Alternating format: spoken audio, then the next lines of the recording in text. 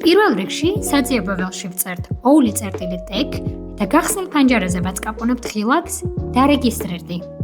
ეკრანზე გამოჩნდება რამდენიმე ველი, რომელშიც უნდა მიუთითოთ თქვენი მონაცემები, როგორებიცაა თქვენი სახელი, გვარი, 11 ნიშნა პირადი ნომერი, თქვენი მისამართი და ასევე თქვენი ტელეფონის ნომერი და ელპოსტა. ელპოსტის ჩაწერის დროს ყურადღებით უნდა იყოთ, რადგან აქტივაციის კოდი გაიგზავნება ამ ელპოსტაზე. აქვე გვქნით პაროლს თქვენი ანგარიშისთვის. პაროლის ჩაწერის დროს დარწმუნდით, რომ ამ ორ ველში მითითებული კომბინაცია ერთმანეთის იდენტურია. ვაჭერთ ხილაკს შემდეგს. იხსნება პირადი ინფორმაციის ველი, სადაც უთითებთ დაფათების თარიღს, დღეს, თვეს და წელს.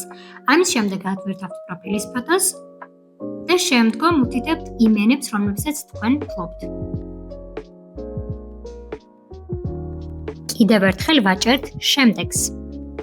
გამოჩნდა განათლებისა და კვალიფიკაციის ველი, რომლის შევსება ამ ეტაპზე არ არის სავალდებულო, თუმცა თუ გინდათ რომ მიუთითოთ თქვენი კვალიფიკაცია, წერთ მის სათაურს და შემდგომ ატვირთავთ კვალიფიკაციის დამადასტურებელ საბუთს. თქვენ შეგიძლიათ ერთზე მეტი კვალიფიკაციის დამატება ან მისი წაშლა X ხილაკის დაჭერით. შემდეგ ხილაკზე დაჭერით გადავდივართ ელპოსტის დადასტურების ეტაპზე.